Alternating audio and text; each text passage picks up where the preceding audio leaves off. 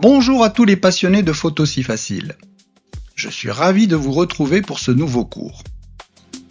Après vous avoir décrit de quelle façon organiser ces dossiers sur ordinateur, nous allons nous attaquer à la face cachée mais absolument indispensable de notre travail de créateur d'images. La maîtrise des métadonnées. Que vous soyez un photographe débutant qui commence à accumuler ses premiers dossiers ou un amateur confirmé avec des années d'archives, vous avez forcément déjà vécu ce moment de profonde frustration. Chercher une photo bien précise et y passer des longues minutes, voire des heures, sans jamais remettre la main dessus. Aujourd'hui, nous allons voir comment structurer tout cela pour qu'en une seule seconde de recherche sur votre ordinateur, n'importe quel cliché de votre bibliothèque s'affiche sous vos yeux.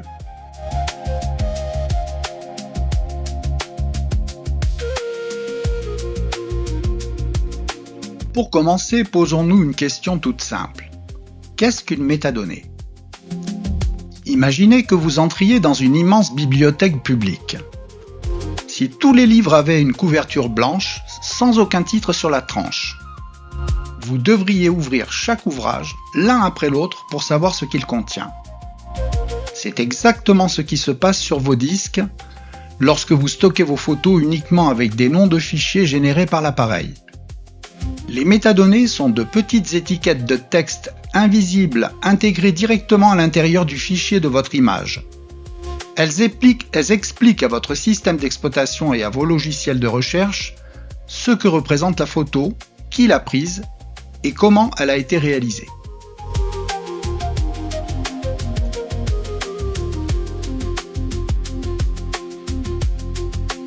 Pour structurer nos connaissances, nous devons impérativement distinguer les deux grandes normes d'étiquetage qui coexistent dans vos fichiers.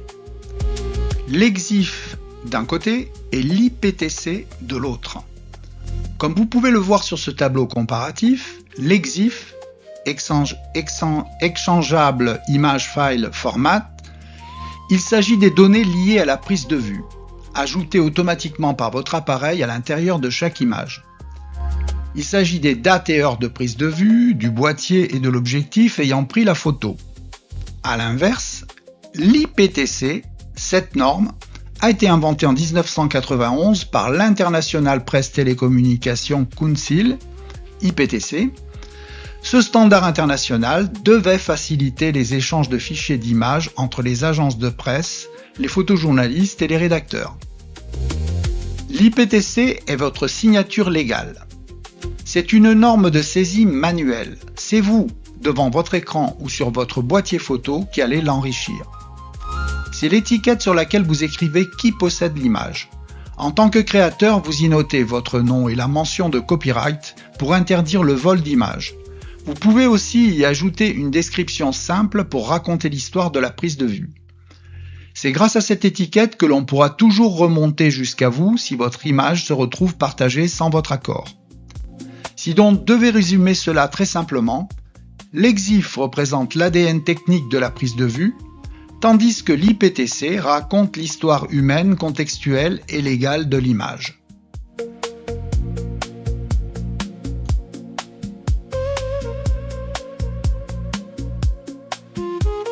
Analysons de plus près l'EXIF. L'acronyme EXIF signifie Exchangeable Image File Format. Ce format est une mine d'or, en particulier si vous cherchez à progresser en photographie. En lisant l'EXIF d'une image, vous pouvez décortiquer vos réussites et comprendre vos erreurs. Vous y retrouverez le trio d'exposition, l'ouverture du diaphragme, la vitesse d'obturation et la sensibilité ISO. Vous saurez également quel objectif a été utilisé, à quelle focale et si un flash a été déclenché. Pour les boîtiers modernes équipés d'un GPS, l'EXIF enregistre même les coordonnées géographiques précises. C'est un outil d'apprentissage exceptionnel qui ne demande aucun effort de saisie puisque votre appareil fait tout le travail pour vous. Cependant, soyez prudent. Si vous photographiez des endroits fragiles dans la nature ou des lieux privés comme votre maison, tout le monde pourra voir l'emplacement exact de vos prises de vue sur Internet.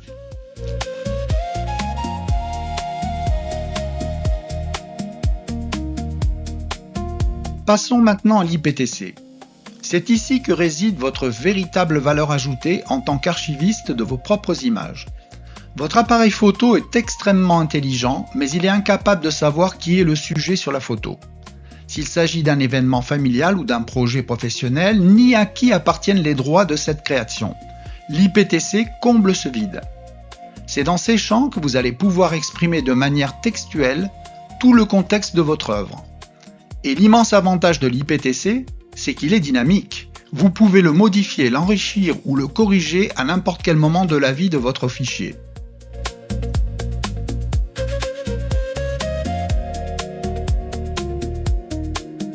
Avant de voir comment s'adapter aux différents styles de photographie, parlons de ce que j'appelle le socle commun.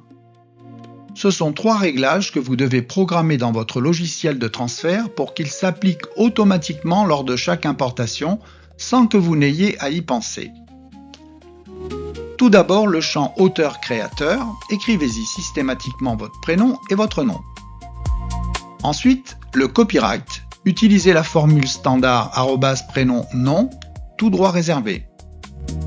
Enfin, réglez le statut juridique sur protégé par le droit d'auteur. Ainsi, dès qu'une de vos photos arrive sur votre disque dur, votre propriété intellectuelle est immédiatement et solidement gravée à l'intérieur. À noter que ces informations peuvent être saisies directement sur vos boîtiers et ainsi figurer sur toutes vos photos dès la prise de vue.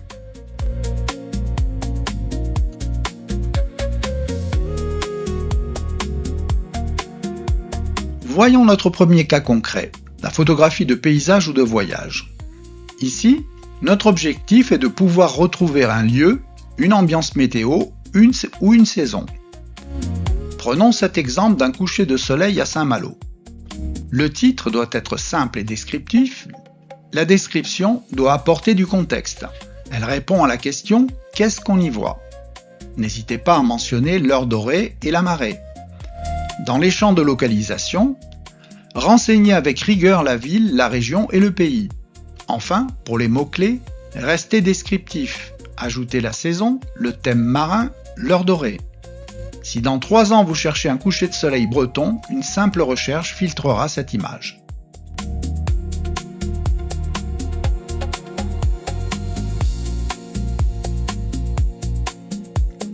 Pour le portrait ou la photo de studio, les priorités changent.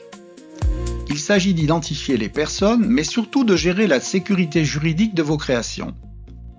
Sur notre fiche, le titre identifie directement le projet et le modèle. La description précise la nature technique de la séance, comme l'utilisation d'un éclairage de type Rembrandt sur fond gris. Le champ de métadonnées crucial ici est la gestion des droits d'image. Indiquez toujours clairement si l'autorisation de diffusion est signée. En cas de contrôle ou de réclamation d'un client, cette information est immédiatement accessible. Les mots-clés intègrent le type de portrait, le style d'éclairage et évidemment le nom du modèle.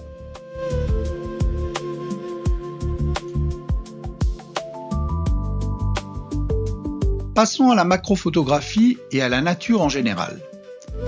La clé ici est la précision descriptive, voire scientifique. Regardons cette photo d'abeille butinant sur une fleur de pommier.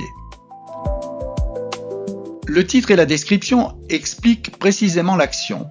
Mais pour éviter les erreurs de traduction ou d'ambiguïté de langage, l'astuce de pro consiste à intégrer le nom d'espèce scientifique comme Apis mellifera dans les champs de sujets scientifiques ou de description. Dans les mots-clés, nous allons donc inclure à la fois les termes grand public, insectes, abeilles, printemps, et les classifications scientifiques. Si un biologiste, une agence ou vous-même recherchez cette espèce précise, vous la retrouverez sans aucune confusion.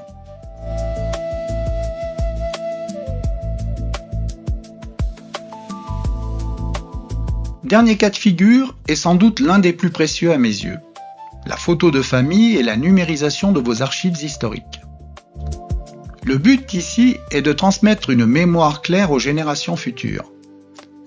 Pour ce repas de famille, la description doit lister précisément les personnes présentes de gauche à droite. C'est le seul moyen d'éviter que ces visages ne deviennent anonymes dans 50 ans.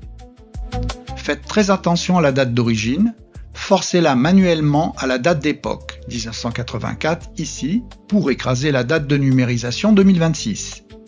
Enfin, utilisez un champ personnalisé pour référencer la source physique. Savoir exactement dans quelle boîte en carton ou quel classeur de négatifs se trouve le film d'origine est un gain de temps inestimable au cas où.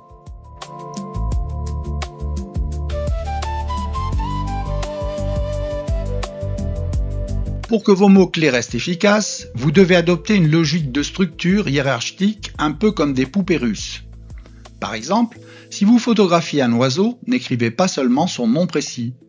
Utilisez la chaîne suivante: animal, puis oiseau, puis rapace, puis bus variable. De cette manière, si un jour vous recherchez toutes vos photos d'oiseaux, ou toutes vos photos d'animaux en général, cette image apparaîtra dans vos résultats de recherche. Évitez les termes trop vagues et restez constant.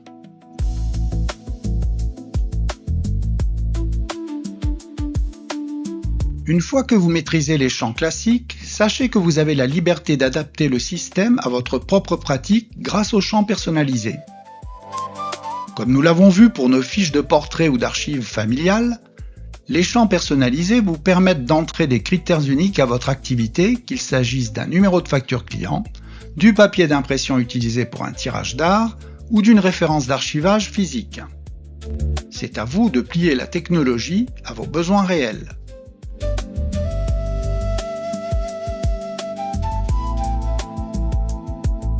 Le secret pour ne jamais se laisser déborder par le désordre numérique tient en un mot: la discipline de flux ou workflow. La règle d'or est de ne jamais remettre l'indexation à plus tard.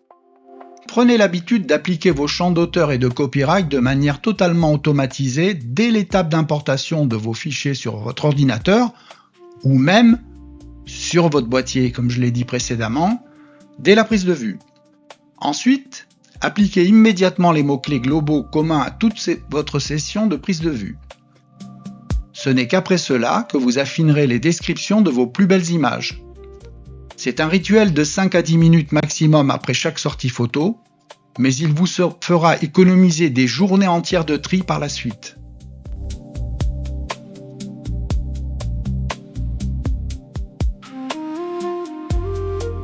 Pour résumer notre démarche, gardez bien en tête ce schéma du cycle de l'image.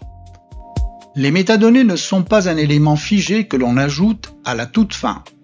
C'est un fil conducteur qui commence dès la prise de vue avec la création de l'EXIF, s'enrichit lors de l'importation avec l'IPTC global, s'affine lors de votre phase de sélection et de tri avec les mots-clés, et garantit enfin la pérennité de votre œuvre dans votre archive finale. Si vous respectez chacune de ces étapes, vos images resteront vivantes et transmissibles.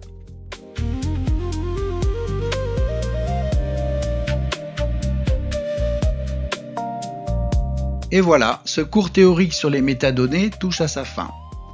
Vous disposez désormais de toutes les clés conceptuelles pour restructurer vos archives et protéger vos créations. Je vous conseille vivement d'appliquer ces conseils dès votre prochaine session d'importation. Ah oui, selon le logiciel que vous utiliserez, vous pourrez ajouter une note de 1 à 5 étoiles à votre image, ce qui vous permettra de cibler instantanément vos meilleures photos. Un conseil à ce sujet, j'ai décidé après survol de mes photos, d'attribuer une seule étoile à mes plus belles photos, toutes catégories confondues. Vous l'aurez compris, je peux à présent trouver toutes ces photos à un seul clic. Ensuite, je peux affiner par catégorie, etc., etc. Comme d'habitude, n'hésitez pas à me dire en commentaire comment vous organisez actuellement vos dossiers et si vous utilisez déjà ces filtres. N'oubliez pas de vous abonner à Photos si Facile pour ne rater aucun de nos prochains tutoriels pratiques. Merci pour votre fidélité, prenez de belles photos et à très bientôt.